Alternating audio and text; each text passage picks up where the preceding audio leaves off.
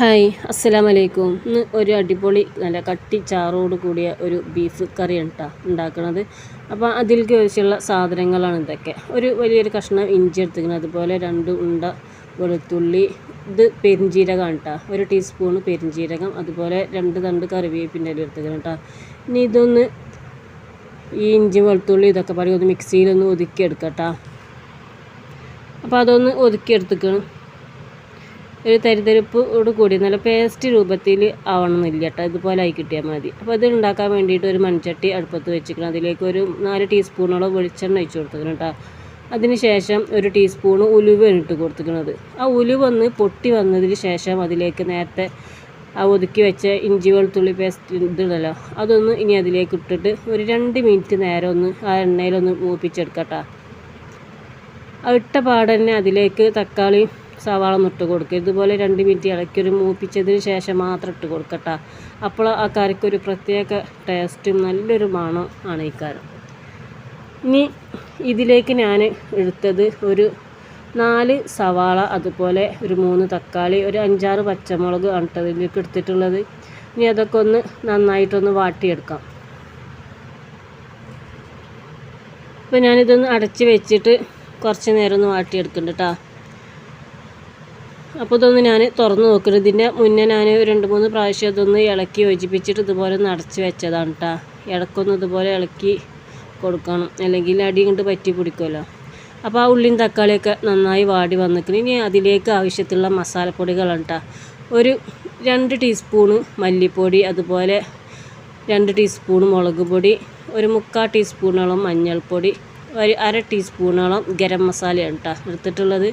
ഇനി ഈ പൊടികളൊക്കെ ഇതിലേക്ക് ഇട്ടിട്ട് ആ എണ്ണയിലൊക്കെ ഒന്ന് മൂപ്പിച്ചെടുക്കട്ടെ. മസാലപ്പൊടിൻ്റെ ഒക്കെ കുത്തൊക്കെ ഒന്ന് മാറാൻ വേണ്ടിയിട്ടാണ്. അത് 2 മിനിറ്റ് ഇളക്കിയതിന് ശേഷം ഇനി ഇതിലേക്ക് ബീഫ് ഇട്ട് കൊടുക്കാം. അപ്പോൾ ഇതിലേക്ക് 1.5 കിലോ ബീഫാണ് കേട്ടോ ഞാൻ എടുത്തിട്ടുള്ളത്. അപ്പോൾ അത് ചെറുതാക്കുക. അതൊരു മീഡിയം വലുപ്പത്തിലാണ് കേട്ടോ ബീഫൊക്കെ ഒന്ന് കട്ട് ചെയ്തെടുത്തിക്കുന്നത്.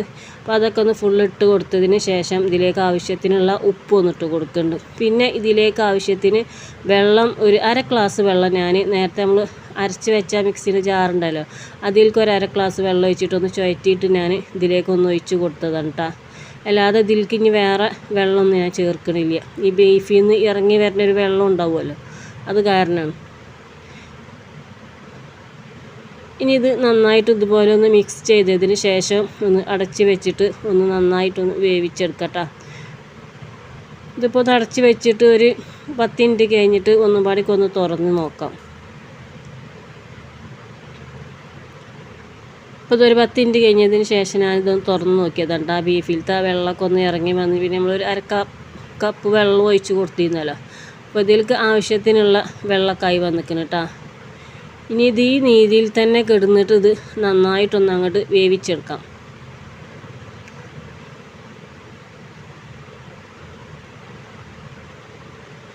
പിന്നെ ഇത് ഒന്നുപാടിക്ക് അടച്ച് വെക്കുന്നുണ്ട് കേട്ടോ.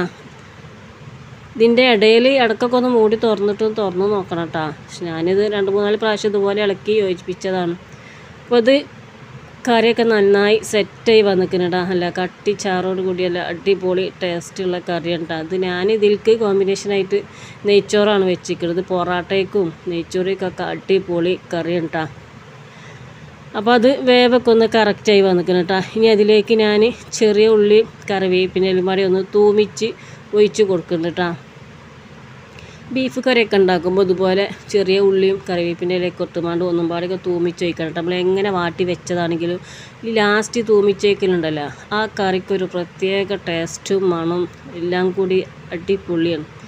അപ്പോൾ ഈ രീതിയിൽ നിങ്ങളെല്ലാവർക്കും ഒന്ന് ഉണ്ടാക്കി നോക്കിയിട്ടാ. ഈ വീഡിയോ നിങ്ങൾക്ക് ഇഷ്ടപ്പെടുകയാണെങ്കിൽ ഒന്ന് ലൈക്ക് ചെയ്യുക, ഷെയർ ചെയ്യുക, സബ്സ്ക്രൈബ് ചെയ്യുക. ഇനി അടുത്തൊരു വീഡിയോയിൽ കാണാം. അസ്സലാമു അലൈക്കും.